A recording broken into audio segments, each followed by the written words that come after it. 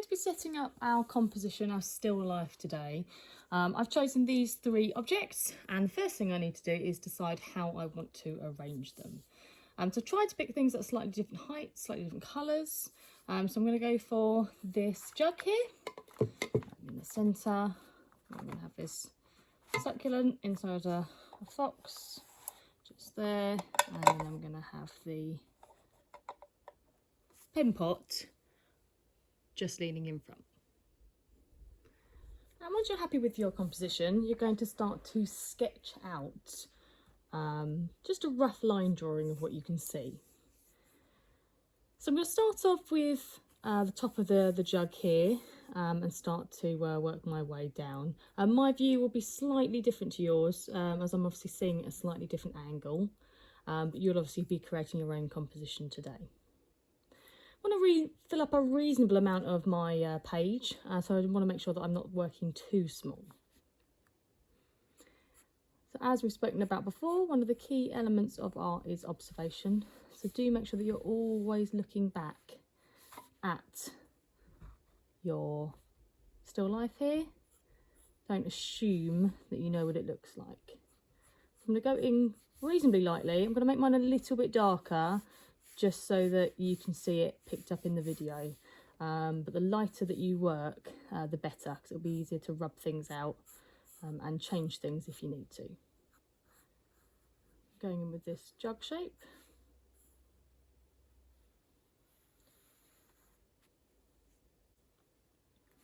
And constantly looking, just trying to get a rough line drawing here. Keep looking, constantly looking back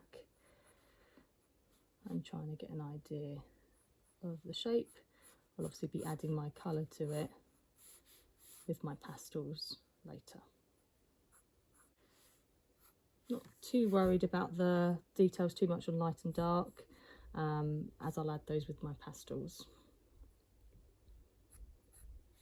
Okay, so I'm now getting to the section where I've got the little succulent plants. I'm just going to roughly outline that shape and then fill it back in.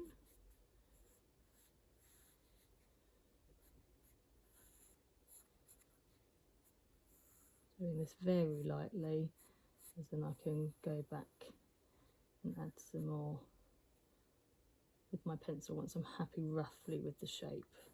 Also want to be careful of how much paper I've got left and the size in relation to the other items that I've chosen.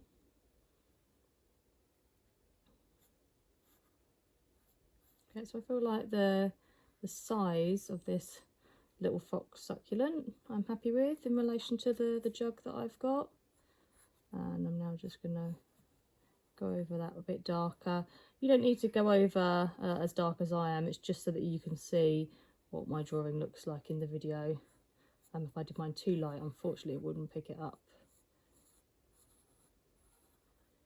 Six back a little darker, and I can see that line. I'm just going to do that very lightly. I've got the line for the fox.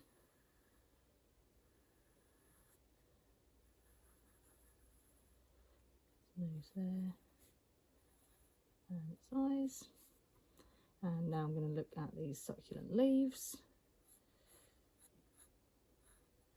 Trying to get those, trying to get the impression of the shape, constantly looking back, not assuming that I know what this succulent plant looks like. They look slightly different. Looking at where they hit. And as before, as this stage, I'm just trying to get a rough outline of where everything is. So I'm happy with the rough outline of the fox there, and I'm now going to move to the bottom of the jug and then the pen pot that I've got just here.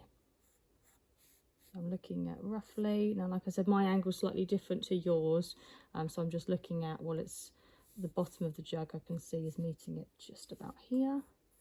Looking, how much does it curve? How far does it go across? Now I can actually, from my view, see the edge of that jug.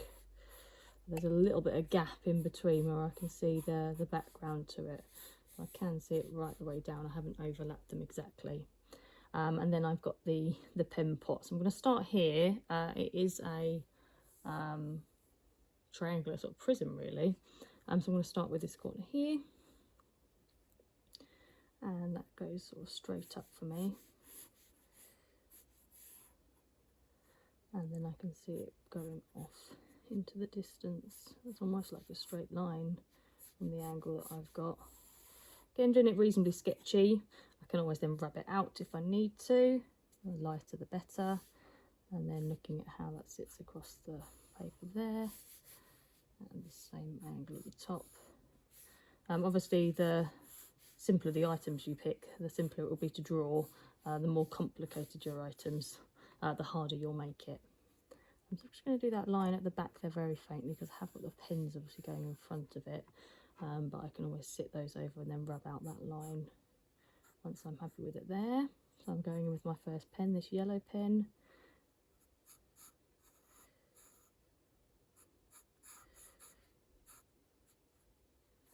And then I can just take a bit of a rubber and just rub out that line that I completed there. Can see the corner though from my angle. That line there. But then just check that I'm happy with the proportions of everything. Happy with the shape. Can add in a couple more details. I can see this ridge line here just going around, looking at the curve of that.